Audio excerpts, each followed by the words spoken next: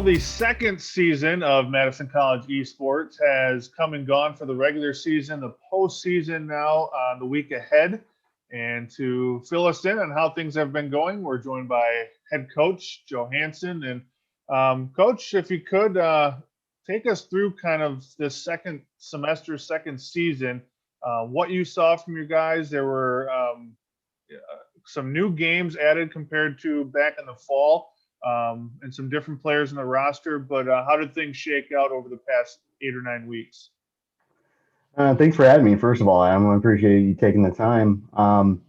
The second season for the Wolfpack Esports team was even better than the first, and we're not through yet. So we may be able to match some of the accolades that we gained in that first season. And I don't want to jinx anything, but playoffs will be, the seeding will be announced this coming Monday. So I don't want to count my chickens before they hatch, but yeah, we added one title ourselves. The NJCAAE added a bunch of Call of Duty offerings for the spring.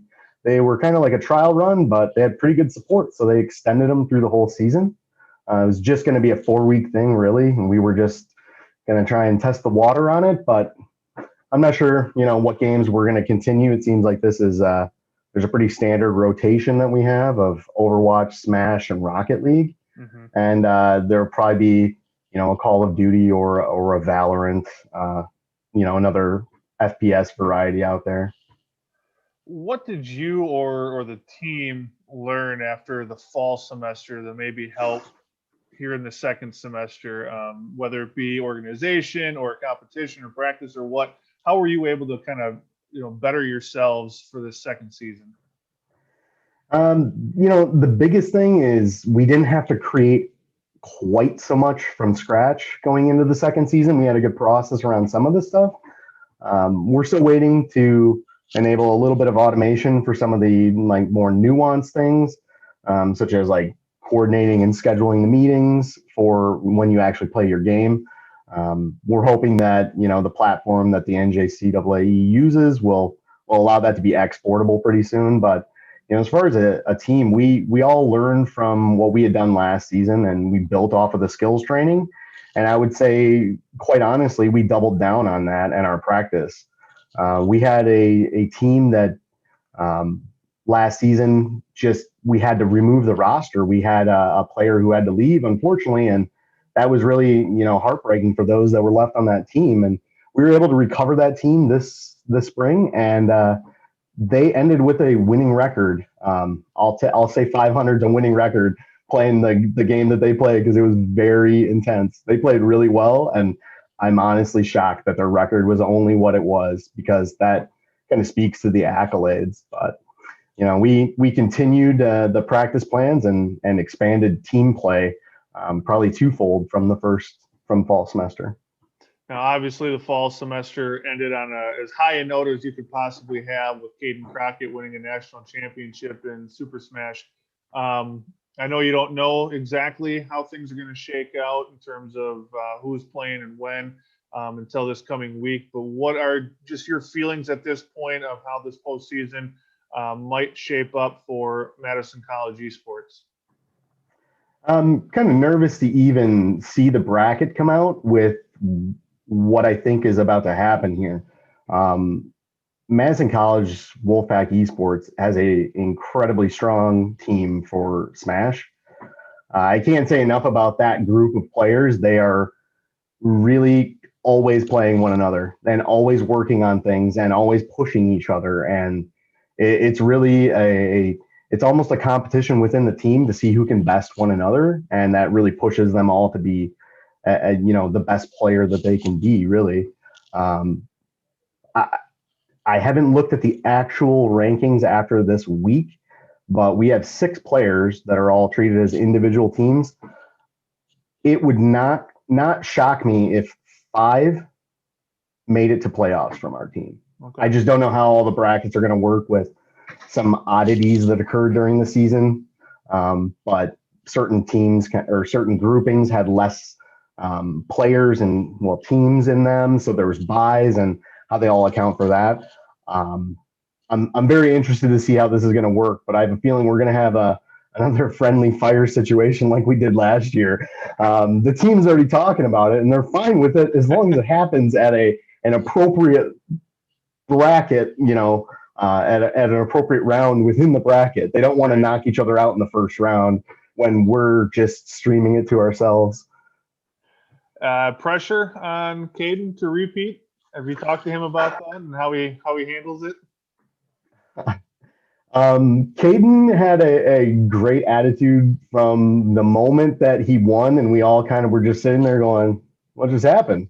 We didn't really understand the brevity of it as it was occurring, and Caden's been very confident, and he's learning that with all the good comes the bad. I mean, you're going to get people going, "Oh, you're great," and you're going to get the opposite of that as well.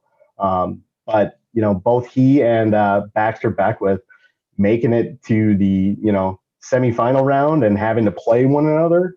I think both of those two have a chip on their shoulder that they want to see if they can do better than the other at this point. It also helps that those two have been friends for quite some time, and there's a healthy rivalry between friends, as they say.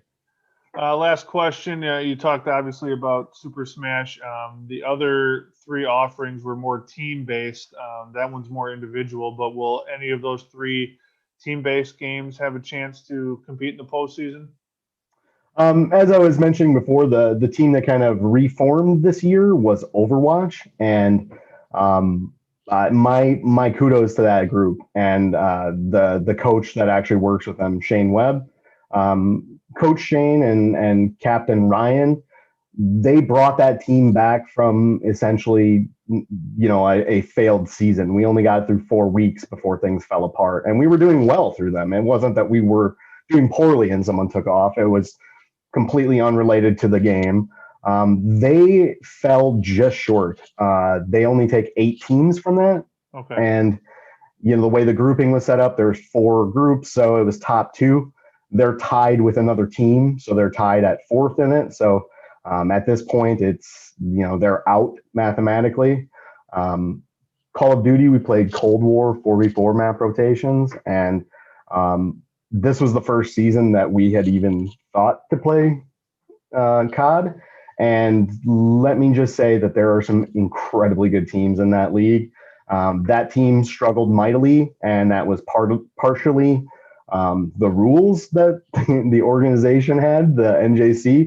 They were kind of loose, and there was multiple interpretations. So it seemed like every game was, which rule set are we enforcing? And it's, there's something called a GA, where it's just an agreement between the teams. Some teams enforce that. Some teams think it's a rule. Got really, really odd at points, but that team is going to miss the cut for playoffs. Rocket League fought really hard. They're ending the season at about 500. I think they're 1 below. They ended up dropping the game last night to fall below the 500 point for the season. But I would say overall, the Rocket League team, as far as the tournament goes, just because that's a title that I coach, I pay more attention to the playoffs for that one, and I've watched all of them for the NJC.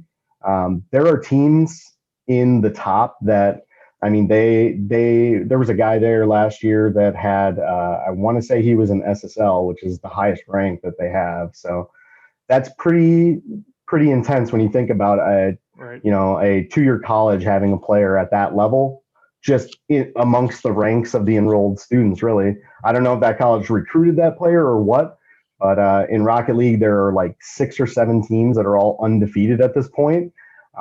So the playoffs, again, they're taking 16 there because there's more teams, but we were just outside the cut on that one as well.